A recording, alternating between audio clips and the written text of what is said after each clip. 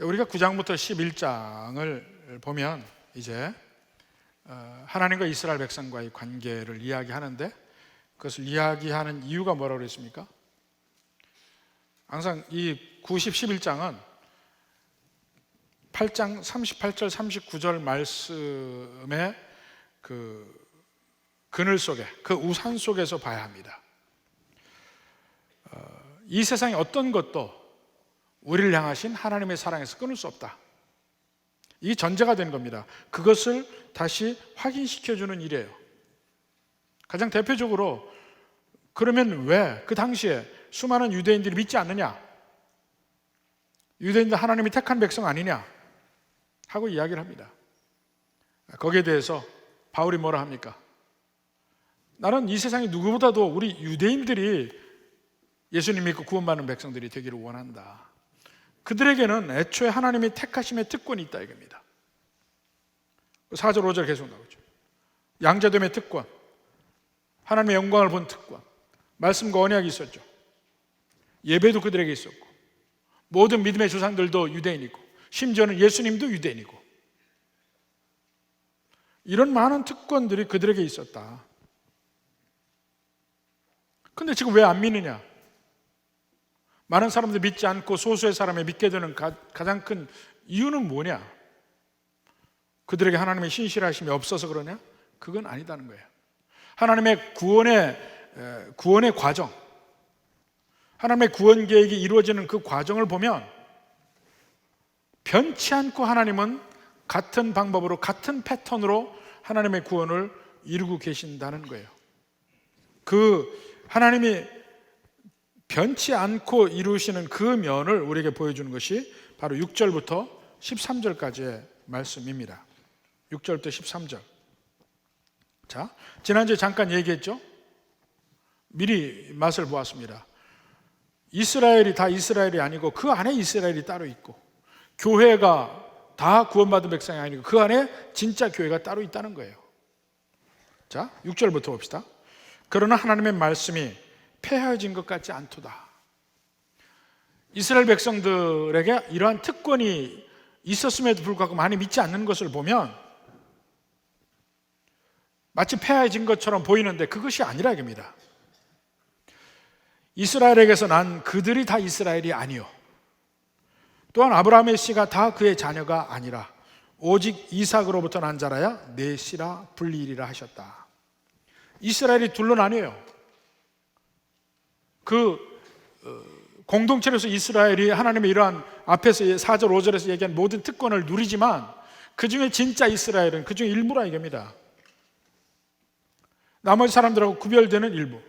이것은 하나님의 구원의 목적을 이루기 위해서 계속 선택받은 자 중에서 또 선택이 있고 또 선택이 있고, 계속 그것이 분리시키고 가르고 하는 과정이 계속 갑니다. 그래서 지금 현재 이스라엘 백성들이 믿지 않는 이유도, 믿지 않는 것을 보아도 그것이 하나님의 그 선택의 과정 중에 일부일 수밖에 없다는 것을 계속 설명을 합니다. 자, 아브라함의 자손이 다 아브라함의 자손이 아니고 오직 이삭으로부터 난 자라야 아브라함의 씨라 불림을 받는다 이겁니다. 자, 근데 이것이 나중에도 얘기하겠지만, 자, 이삭을 택하고 이스마엘을 버린다. 사실은 이스마엘도 하나님이 아브라함을 택하실 때 아브라함의 축복 가운데 있습니다. 그러나 하나님의 구원의 목적으로 택함을 받는 것은 이삭에게 간다는 얘기죠. 한번 봅시다. 창세기 21장 12절부터 한번 봅시다. 하나님이 아브라함에게 이르시되, 이때가 언제냐면 이스마엘이 자라났습니다. 이스마엘이 15, 16 이렇게 되었을 때 이삭이 태어나서 막 이제 갓난아기예요. 근데 이스마엘이 그 이삭을 희롱합니다. 사라가 화가 났어요. 저 아이와 그 어미 하갈을 내치라. 아브라함이 고민이 됩니다. 그도 내 아내이고 또 자녀인데 어찌할까? 고민할 때 하나님이 그에게 하시는 말씀이 그거예요. 아브라함에게 이르시되 내 아이나 이스마엘입니다. 내 여종 하갈입니다. 내 아이나 내 여종으로 말미암아 근심하지 말고 사라가 네게 이른 말을 다 들으라. 내치라 하는 거 다 내치라 얘기입니다. 이삭에게서 나는 자라야 내시라 부를 것임이니라 이야기를 해요. 이삭을 택한다 얘기입니다. 그러나 13절에 여종의 아들도 내시니 내가 그로 한 민족을 이루게 하리라. 그에게도 하나님의 복이 있어요. 그러나 구원의 약속 속에, 하나님의 구원 계획 속에 들어간 것은 이삭이라 이겁니다. 실제로 그를 이스마엘을 구하시는 면이 그 다음에 17, 18절에 보면 나옵니다. 하나님이 그 어린 아이의 소리를 들으셨으므로 이스마엘이 죽기 직전에, 목이 말라 죽기 직전에 한 소리를 들으셨으므로 하나님의 사자가 하늘에서부터 하갈을 불러 이르시되 하갈아 무슨 일이냐 두려워하지 말라. 하나님이 저기 있는 아이의 소리를 들으셨나니 일어나 아이를 일으켜 내 손으로 붙들라. 그가 큰 민족을 이루게 하리라. 이스마엘이 큰 민족을 이룹니다. 아랍 백성들. 하나님의 선택은 이삭에게 있지만 이스마엘도 하나님이 돌보셔요. 아브라함의 후손으로. 그러나 하나님의 특별한 구원의 목적을 위해서는 이스마엘이 아니고 이삭이다 하는 겁니다. 8절에 봅시다. 곧 육신의 자녀가 하나님의 자녀가 아니요 오직 약속의 자녀가 씨로 여기심을 받느니라. 약속의 자녀가 씨로 여기심 받는다. 이삭이죠. 내년 이맘때 자식이 있으라 하는 그 말씀대로 9절에 약속의 말씀은 이것이니 명년 이때 내가 이르리니 사라에게 아들이 있으리라 하십니다. 약속의 자녀로서 이삭이다. 육신의 자녀가 하나님의 자녀가 아니에요. 이 하나님의 자녀라는 것은 그 상속을 받는 이스라엘 중에 이스라엘, 하나님이 택하시는 진정한 이스라엘을 이야기를 합니다. 근데 어찌 보면 자, 이삭은 뒤에 태어났지만 적자잖아요. 적자. 이스마엘은 먼저 태어났지만 서자잖아요. 옛날에 그런 풍습들 많이 있습니다. 오직 적자만이 상속을 한다. 서자는 아니다. 우리나라에도 그런 면들이 있었습니다. 그래서 얼마나 많은 사람들이 고통을 받았습니까? 하나님도 그런가? 그건 아닙니다. 이 모세 율법에 보면 장자에게 모든 상속의 분깃의 2배를 줘요. 그만큼 장자에서 장자로 가는 것을 인정을 하는데, 근데 이상하리만큼 일관되게 창세기에서는 장자가 아니고 둘째 아들에게, 장자 아닌 아들에게 하나님의 구원의 목적이 가는 걸 봅니다. 아브라함에게 장자는 이스마엘이죠. 근데 이삭에게 가잖아요. 근데 사람들은 생각해요. 아, 이스마엘은 서자니까, 여종의 아들이니까. 그렇게 생각할까봐 그 다음에 이삭의 아들 에서와 야곱을 이야기합니다. 에서와 야곱 중엔 맏아들 에서보다는 둘째 야곱을 택하시고, 또 야곱의 아들 중에서 장자 루벤을 택하는 것이 아니고 요셉을 택하고 또 넷째 아들 유다를 택해요. 끊임없이 장자가 아닌 사람들이 하나님의 구원의 계획 속에 택함을 받는 걸 보게 됩니다. 이것은 하나님의 선택의 자유하심을 이야기하려고 하는 것이에요. 그 선택의 자유를 조금 더 이야기하는 것이 10절입니다. 그뿐 아니라 또한 리브가가 우리 조상 이삭 한 사람으로 말미암아 임신하였는데, 자, 그 자식들이 아직 나지도 아니하고 무슨 선이나 악을 행하지 아니한 때에 택하심을 따라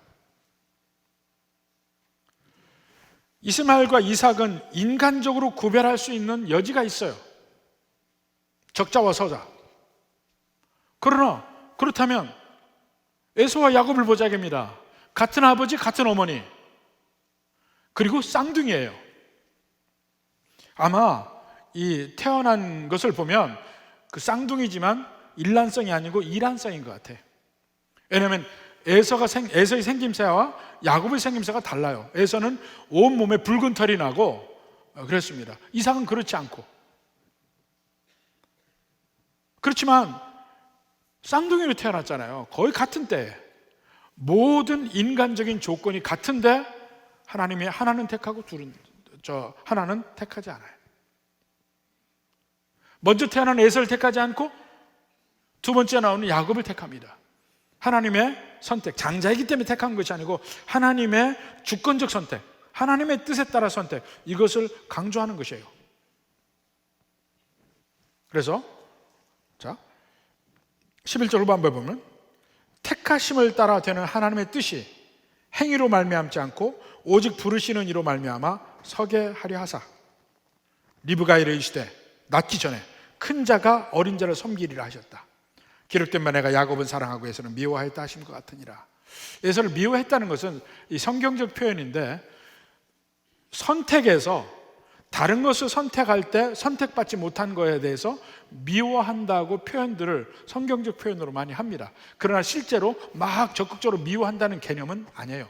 선택하지 않았다는 의미지.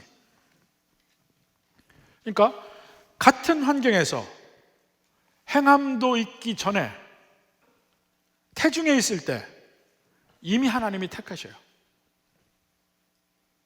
큰 자가 어린 자를 섬기리라. 근데 이 큰 자 어린 자를 이야기할 때는 이 한 개인 에서와 개인 야곱만을 이야기하는 것이 아니고 에서로 대표되는 에돔 족속, 야곱으로 대표되는 유대 족속, 이 두 민족 간의 관계도 이야기합니다. 에돔 족속이 유대 족속을 섬기리라 하는 하나님의 계획이 여기서도 나타나는 것입니다. 그러니까 아예 모든 것도 있기 전에 하나님의 일방적 선택으로 그런 일들이 되어진다 이겁니다. 하나님의 구원이 아브라함을 택했어요. 근데 아브라함 안에서 난 이스마엘을 택하지 않고 이삭을 택해요. 이삭을 택했는데 에서를 택하지 않고 야곱을 택해요. 계속 이미 택함 받았는데 그럼 택함 받은 모두가 다 구원받느냐? 그게 아니고 계속해서 갈라져요. 그런 택함 중에 또 택하고 또 택함 중에 또 택하고, 이러한 하나님의 구원의 패턴이 예수님 당시까지 와서 유대인 중에 많은 사람들이 안 믿고 일부가 믿게 되고, 이것도 하나님의 택함이라는 거예요. 이것을, 이 구원의 패턴을 이야기하려고 하는 것입니다. 그러니까 보면 그 하나님의 구원의 계획이 실행되는 것을 보면 그 당시 많은 유대인들이 안 믿고 일부만 믿는 그 면도 하나님의 구원 계획이 실패한 것이 아니라 원래 하나님이 그렇게 구원 계획을 이루어온 중에 하나라고 볼 수 있어요. 패턴이 그대로 가니까. 그러니까 하나님의 구원 계획은 전혀 흐트러짐이 없습니다.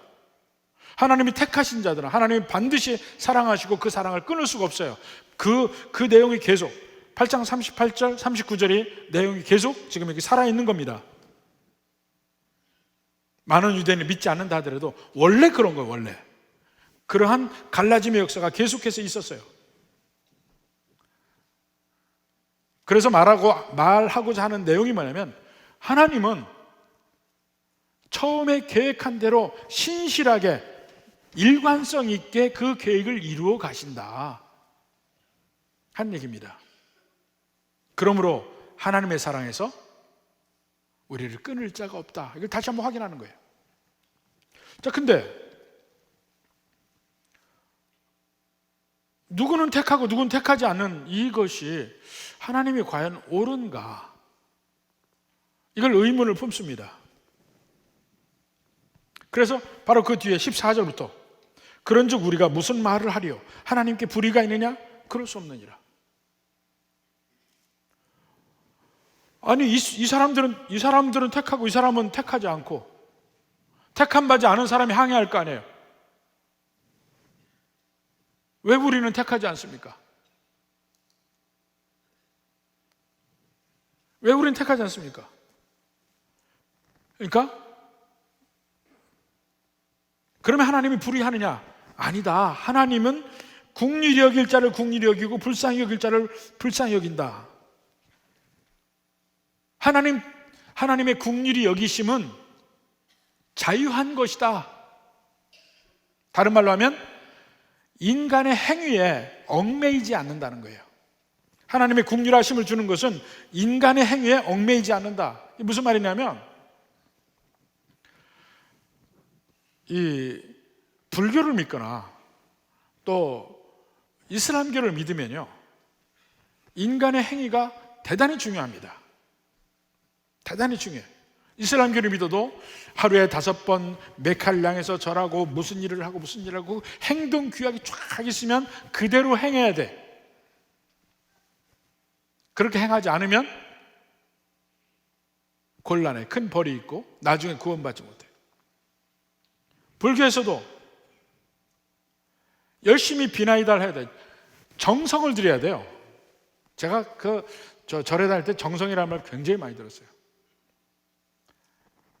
지성을 들여야지 지성이 빠지면 호박떡이 설어요.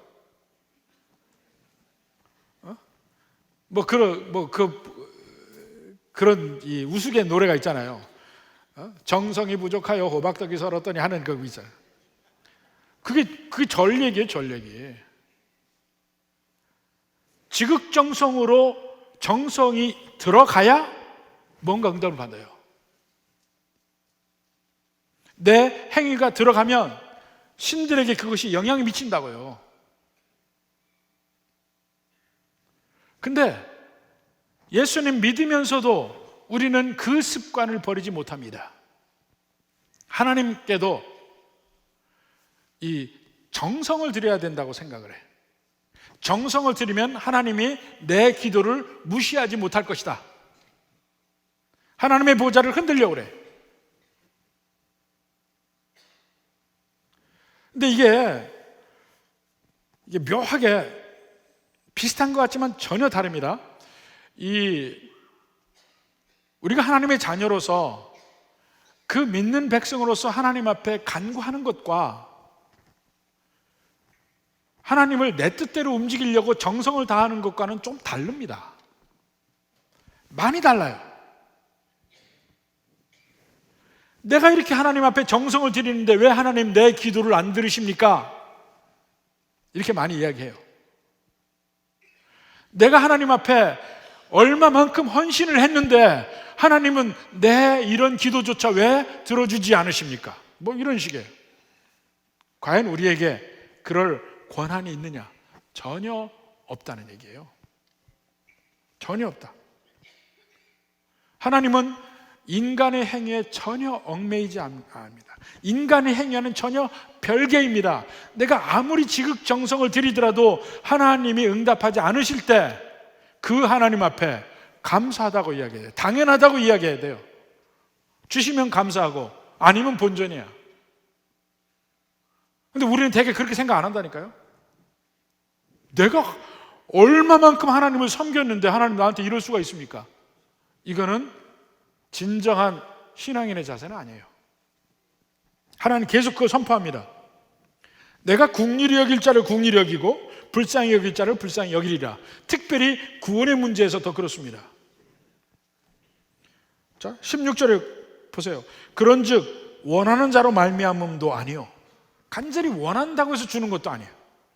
다른 박질하는 자로 말미암음도 아니요, 열심히 내가 일을 한다고 해서 되는 것도 아니고 오직 긍휼히 여기시는 하나님으로 말미암음이니라. 하나님의 뜻에 달렸다는 거예요.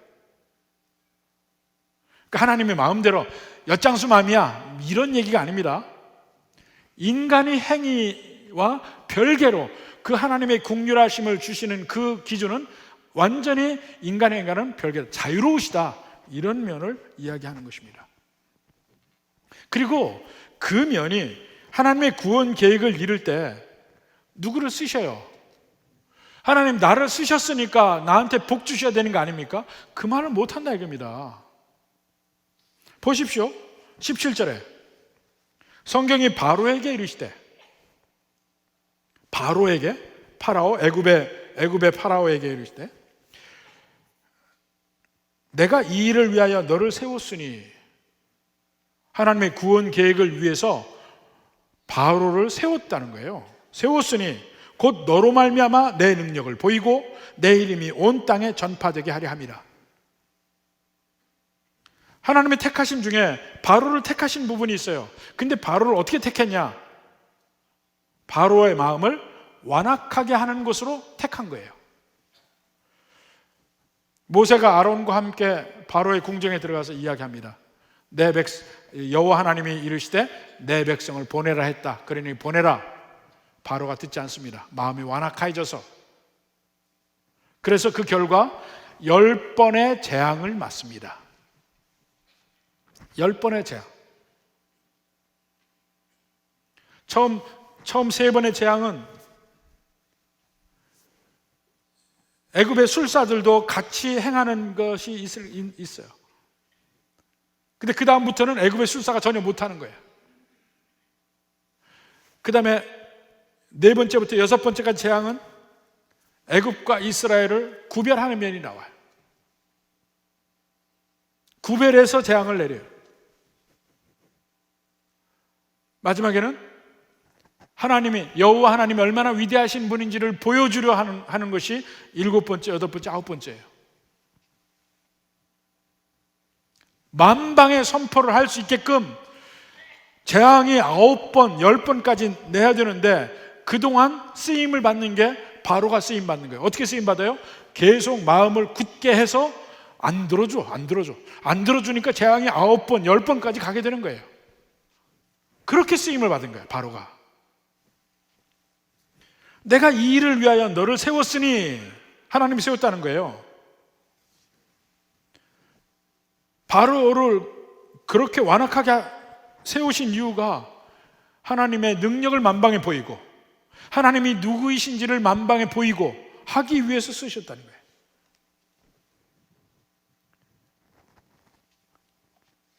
그 다음에 18절에 그런즉 하나님께서 하시고자 하시는 자를 긍휼히 여기시고 하시고자 하시는 자를 완악하게 하시느니라. 바로는 후자예요. 완악하게 해서 쓰여요. 하나님의 목적을 이루는 방법이 2방법이에요. 긍휼히 여기는 방법을 쓰시기도 하고 완악하게 하시는 방법을 쓰시기도 해요. 근데 완악하게 되어서 쓰임받는 그들은 구원받지 못하는 사람들이에요. 긍휼히 여기는 그 선택 속에서 사는 백성들은 하나님의 택함을 받은 사람들이라고요. 여기서 중요한 게 하고자 하시는 자, 하고자 하시는 자, 하고자 하시는 자. 하나님 뜻대로 누구에게는 긍휼히 여기고 하나님 뜻대로 누구에게는 완악하게 하고. 내 힘으로 예수님 믿었냐 이거예요. 하나님이 긍휼을 베푸셔서 우리가 예수님 믿게 된다는 얘기예요. 그러니까 완악하게 된 사람들이 얘기합니다. 그러면 하나님이 나를 그렇게 만드셨으면 왜 나를 지옥 보내요? 이렇게 항의할 수 있잖아요. 하나님 그건 불공평하지 않아요. 불공평하지 않아요. 말할 수 있잖아요. 그러니까 거기에 대한 답이 19절이에요. 내가 내게 말하기를 그러면 하나님이 어찌하여 허물하시느냐? 왜 인간에게 책임을 지우시냐 이겁니다. 그러면 왜 하나님은 하나님 뜻대로 정해놓고 왜 그 허물을 인간에게 묻느냐? 이렇게 인간들이 이야기한다는 것입니다. 하나님께 대적하는 것조차, 바로가 하나님께 끝까지 대적하는 것조차 하나님이 미리 정하셨다면 그 바로에게 책임을 묻는 건 옳지 않습니다. 뭐 이런 얘기예요. 그러니까 성경에 하는 얘기는 뭐예요? 20절. 이 사람아, 네가 누구이길래 감히 하나님께 반문하느냐? 그렇게 해서 나오는 것이 토기장이와 토기의 비유를 이야기합니다. 지음을 받은 물건이 지은 자에게 어찌 나를 이같이 만들었느냐 말하겠느냐.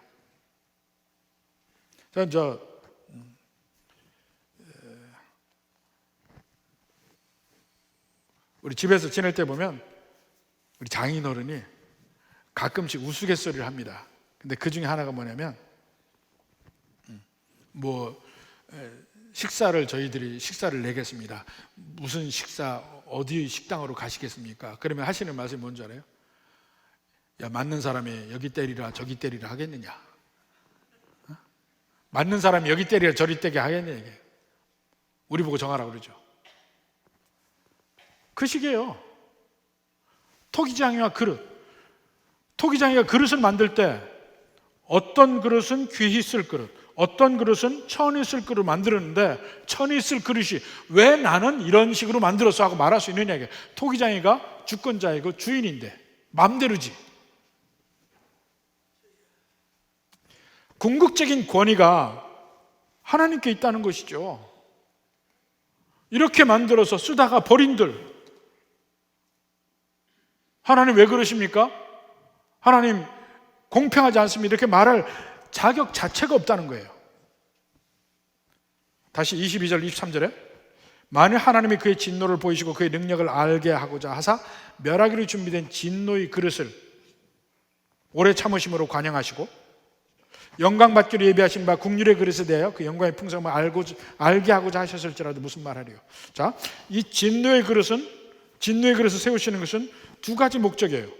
하나는 그의 진노를 보이시는 목적, 또 하나는 그의 능력을 알게 하시고자. 바로를 보면 알아요. 바로를 진노의 그릇으로 세웠었어요. 근데 그 세우신 이유는 하나님의 진노를 보이시는 거예요. 10가지 재앙을 통해서 하나님이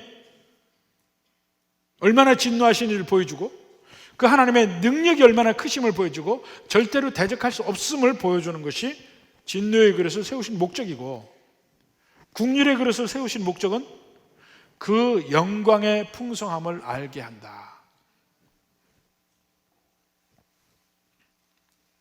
근데 진노의 그릇이라고 해서 항상 진노의 그릇으로 끝나지 않습니다.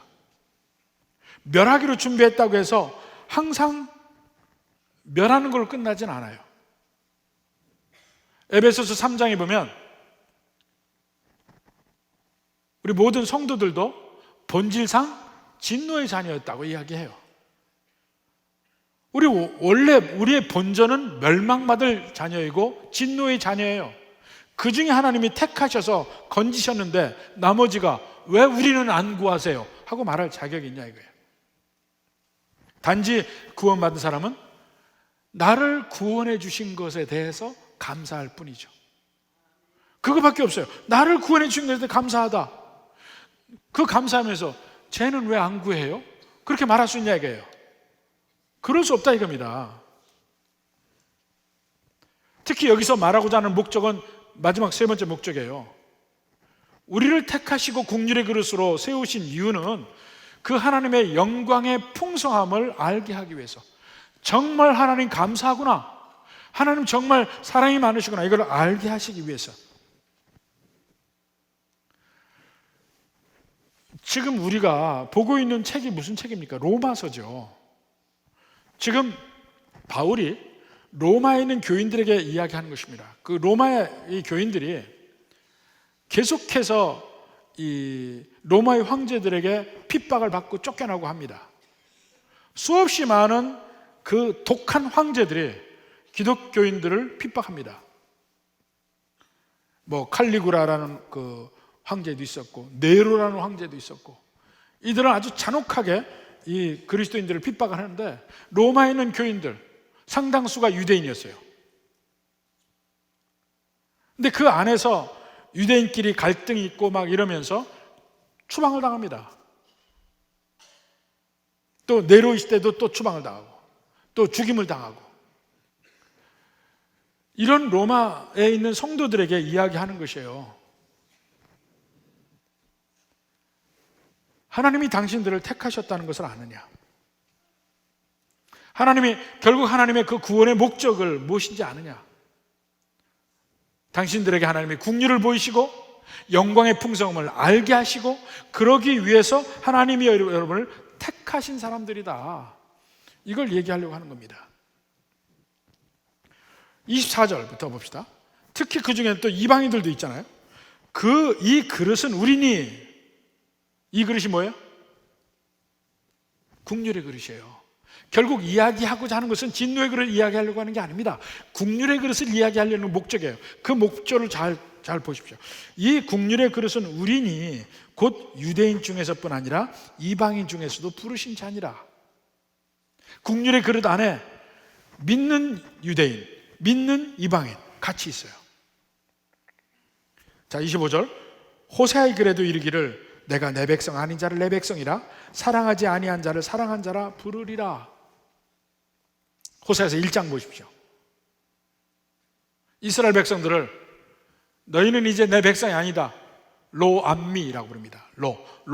히브리어로 로라는 것은 아니라는 거예요. not 또는 no라는 뜻이에요. 로암미, 암미는 내 백성이라는 뜻입니다. 로암미 하면 내 백성이 아니다. 루하마라고 불렀어요. 루하마라고 하는 말이 국리력인 자라는 거예요. 로 하면 또 아니라는 얘기예요. 원래 이스라엘 백성들을 로암미, 로루하마라고 불렀어요. 하나님이. 그래 놓고 그 다음에 내가 로암미를 암미로 만들리라. 로루하마를 루하마로 만들리라. 내 백성이 아닌 자를 내 백성으로 만들고 국률함 받지 못한 백성을 국률함 받는 백성으로 만들리라. 하나님의 일방적인 선택이에요. 유대인 중에서도 택하고 이방인 중에서도 택합니다. 그것이 미리 얘기해요. 이방인 중에 일부를 택하고 유대인 중에 일부를 택하고, 특히 그 개념이 남은 자라는, 렘넌트라는 개념이 나옵니다. 남은 자. 27절 보세요. 이사야서의 이야기입니다. 또 이사야가 이스라엘에 관하여 외치되 이스라엘 자손들의 수가 비록 바다의 모래 같을지라도 남은 자만 구원을 받으리니. 자, 아까 구원의 계획 얘기했죠? 아브라함에게 복을 주십니다. 근데 하나님의 구원 계획 속에 이스마엘을 내치고 이삭을 택하셔요. 근데 이삭의 후예가 다 그 중에 구원의 계획 속에 있느냐? 아니에요. 에서는 나가고 야곱에게 가.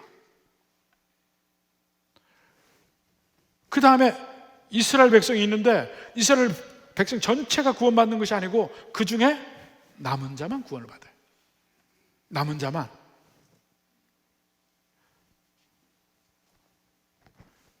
그 남은 자들조차도 하나님이 긍휼하심으로 그들을 택하시는 것이지 그 중에 믿음을 지키니까 구원받는다, 그 개념이 아닙니다.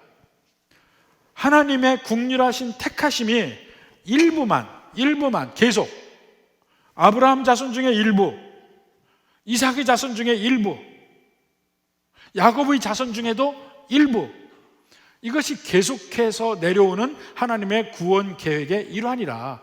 그것이 오늘날, 그 당시에 오늘날 많은 유대인들이 안 믿는 것도 일부만 택하시는 하나님의 구원 계획이 이루어지고 있는 것이다, 그 얘기를 하는 겁니다. 그러니까 지금 믿게 된 이 소수, 이스라엘 백성 중 일부, 이방인 중에 일부, 이들이 믿게 되는 것이 하나님의 긍휼하신 선택이다. 그것조차도 하나님의 택하시 없으면 믿을 수가 없다는 얘기예요. 결국 그들조차도 하나님의 긍휼하심입니다.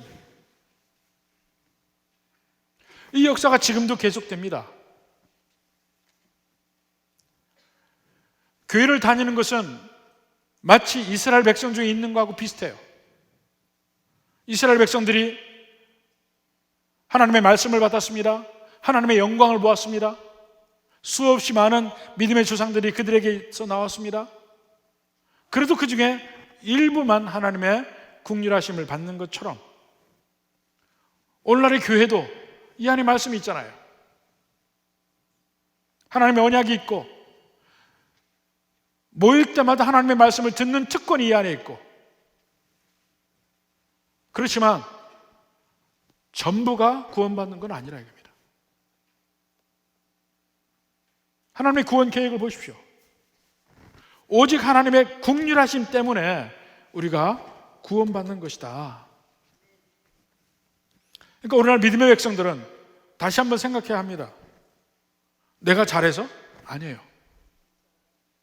오직 하나님이 나를 택하시고 하나님이 인도하시는 그 일 때문에, 그것 때문에 감사해서 하나님 은혜대로 사는 거예요. 다시 우리에게 또 돌아가는 구절은 로마서 8장 38절 39절에 내가 확신하노니 사망이나 생명이나 이 세상의 어떤 것도 우리 예수 안에 있는 하나님의 사랑에서 우리를 끊을 수 없다. 여러분의 삶 각각 다양합니다. 각기 내가 사는 삶을 삽니다. 환난과 어려움과 고통이 있을지 몰라도 하나님이 나를 택하셔서 내가 믿는 백성으로 살아간다, 이 확신이 있어야 합니다. 그 하나님이 택하신 자로서의 자신감, 확신, 이 속에서 다른 모든 것을 할 수 있습니다. 거기에서 천국 가는 길에 하나님의 온갖 능력과 은혜를 입고 갈 수 있습니다. 근데 출발점은 하나님이 나를 택하셨다는 확신이에요.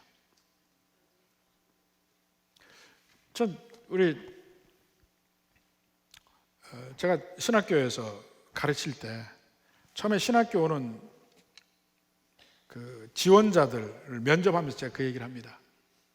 왜 신학교 오셨습니까? 이래 해서 왔습니다. 얘기하는데 그 중에 모범답이 뭐냐면요, 하나님이 나를 택하셨습니다.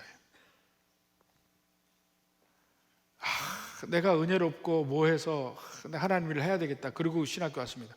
그 사람은 나중에 넘어지면 그냥 쓸려나가요. 하나님이 나를 택하셨다, 내가 이 일을 하도록 택하셨다, 이 확신이 있으면요, 그 이후에 아무리 목회가 힘들고 어려워도 다시 일어날 수 있습니다. 믿는 백성의 삶도 마찬가지예요. 하나님이 나를 택하셨다는 확신이 어느 순간에 나를 붙듭니다. 이 세상에서 어렵고 힘들 때도 나를 붙드는 힘이 되고, 세상의 유혹에서도 이길 수 있는 능력이 거기서부터 나옵니다. 부디 우리 모든 성도들은 정말 주님의 국률하심 때문에 내가 택함 받고 예수 믿는다, 이 확신이 여러분의 생각과 삶에서 떠나지 않기를 주님의 이름으로 축원합니다.